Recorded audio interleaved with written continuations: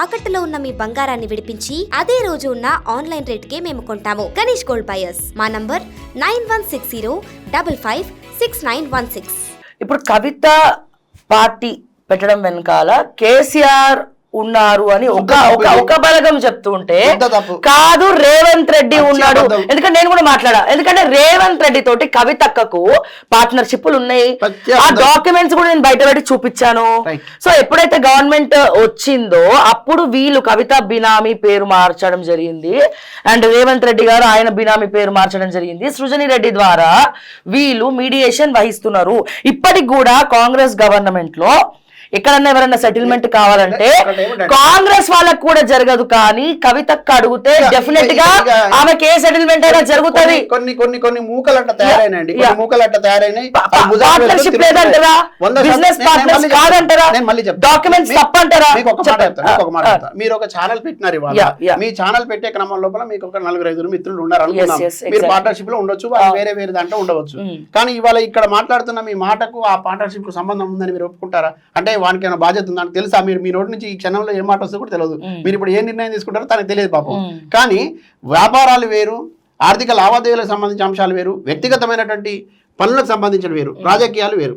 ఒకవేళ రాజకీయాల్లోకి వచ్చిన తర్వాత కూడా, రాజకీయాల్లో ఉండి కూడా ప్రజల వైపు నుంచి ప్రశ్నించకపోతే తప్పు, లేకపోతే అన్యాయం జరుగుతుంటే ఎదిరించకపోతే తప్పు. ఇవాళ గడిచిన సంవత్సరాల కాలం చూడండి, ఎందుకు మేమేమన్నా ఆలోచన లేక ఆమె వెనక తిరుగుతున్నామా? మాకు కూడా కొద్ది గొప్ప సమాజంలో గౌరవం ఉంది కదా, సమాజం పట్ల బాధ్యత ఉన్న వాళ్ళం కదా, మేము సమాజం ప్రేమించిన వాళ్ళం కదా. ఇక్కడ అనేక మంది ఇవాళ ఎందుకు చనిపోతున్నారో సమాజాన్ని ప్రేమించే వాళ్ళు కాబట్టి ఎందుకు జాగృతిలో జాయిన్ అయ్యారు.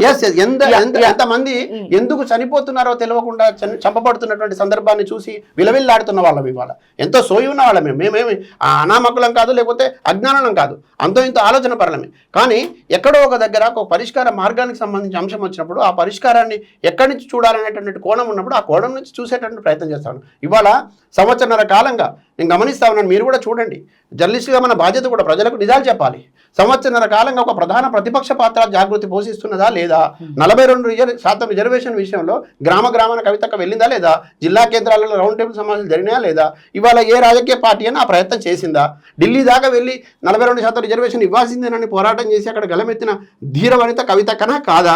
లేదంటే ఇక్కడ ఉన్నటువంటి ఏ మగరాయుడు వెళ్ళి ఏ యుద్ధం చేసినాడో చెప్పండి. తర్వాత ఇక్కడ ఉన్నటువంటి విద్యార్థుల సమస్య మీద కానివ్వండి, రైతులకు సంబంధించిన మనకి యూరియా లేకుండా అల్లాడుతూ ఉంటే, తర్వాత ఇక్కడ విద్యార్థులు నిరుద్యోగులు ఇబ్బంది పడతా ఉంటే వాళ్ళ వైపు నుంచి నిలబడి మీరు చేసిన ఆందోళన ఏందో, ధర్నా ఏందో ఒకటి చూపెట్టండి. ఇవాళ కవితక్క ఇందిరా పార్క్ దగ్గర ఎన్నిసార్లు టెంట్ వేసింది మీరు చూసి చూడండి.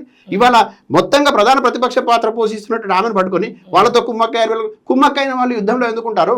ఇవాళ యుద్ధం చేస్తున్నది ఎవరితోని? ఎవరి కోసం యుద్ధం చేస్తుంది? ఎక్కడ సొంత తండ్రిని ఎదిరించి ఎందుకు ఇవాళ బయటకు వచ్చింది? కుటుంబాన్ని ఎదిరించి వాళ్ళ బయటకు ఎందుకు వచ్చింది? ఏ ప్రజల వైపు నుంచి నిలబడి మాట్లాడుతోంది? మనం ఆలోచించాలి.